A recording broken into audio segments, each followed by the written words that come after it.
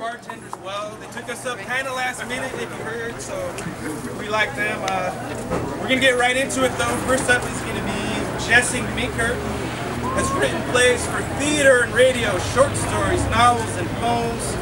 Woodworks Press publishes microfiction and Shortness of Breath and Other Symptoms. In 2008, his poetry appears or is appearing in Paper Nautilus, Floating Bridge Review, Harper Palette, and the Nagataka River Review. Jesse Minkert. Yeah!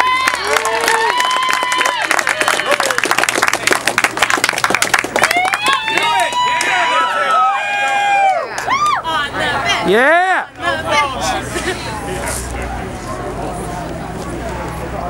That is classy!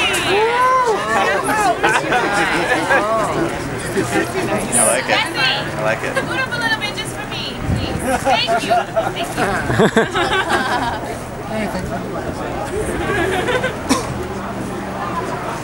Water on the moon. Frosted fairy castles, shadows slip the face. Below the crater's rim, the bottom of the dish won't see the light until a hard shell with a soft center shines a lamp for the first time into it. I am folded in my pod, already flawed. Fractures snoring in the code, but time to falter will come later after the casing opens and the hammer comes down. Mother wishes us to tie her sable-painted eyelids closer to the skin. Her stomach contents, smothered pillows, remarks on handprints and sediments, red from the resistance where the elbow fuses to the wrist. Our desiccated faces see an accident, a calcified formation lying a tremble in the vestibule.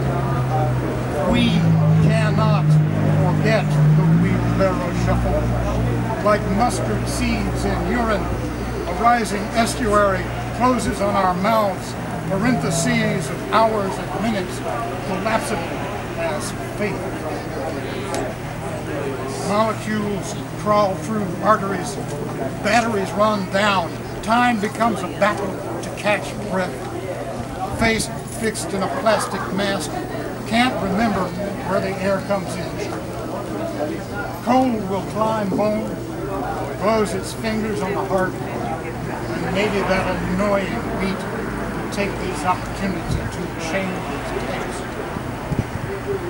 Let my children enter. On the table in the coroner's closet, let them see the meat. Guide their hands into my abdomen, run their fingers up and down my vertebrae. Here is where the heartbeat is one way. This is my vestigial tail. On these locations, ribs attach and curl around to gather at the sternum. The bump on the left, meaningless imperfection, serving merely as another marker, useful only to identify my vestige. Allow them their repulsion, the spectacle of their sake. Ourselves discard us. We become lies emerging from survivors' tongues. Ancient shackles tear at that lacquered history, those shredded manuscripts, the facing pages blur and fuse into each other. My ancestors tell jokes at my expense to keep me confused, to lie to my investors, to play dominoes with bottles of chloroform, to not rotten yet enough to throw. Shoelace tied round my tongue, my fingers oozing from their joints, rising from the ice, point toward my infancy spent with comedians in a cradle of severed toes. Those merciless falling pillars shatter on the porch where caryatids slouch, as if the powder in the Parthenon can turn in a breath to yellow kid. Our adventures begin with fingers on the money, organ failure, solitude, unimportant delays. The expedition clings like slime to blemishes, eruptions on the skin, topical creams on sores that grow like children cowering at the mountain's base, satisfy that curvature, that shoulder of the earth from 50,000 feet, glide path turbulent, the runway winking through pollution. A soap film on the color of the day, call to quarters, buffalo nickel. This will comfort you when faces in a mirror shift. This will open doors, feet contact floors. Owls dive out of the sky to snatch away our strategies. Their splintered talons scatter as if slandered in the night, the cursive gesture reflecting their dizzy spin. The siphon splashes us. The struggle to linger returns to suckle on our breaths. Their incandescent limbs taste like porcelain chameleons. Along the path, Greta discovered a child half buried in the ground. His plump arms and legs kicked and flailed, his eyes were clenched shut, most nostrils flared. Greta took a moment to search for a question to ask. She said, "Have you been pre-selected?" The child made no answer. Today was Greta's 11th birthday.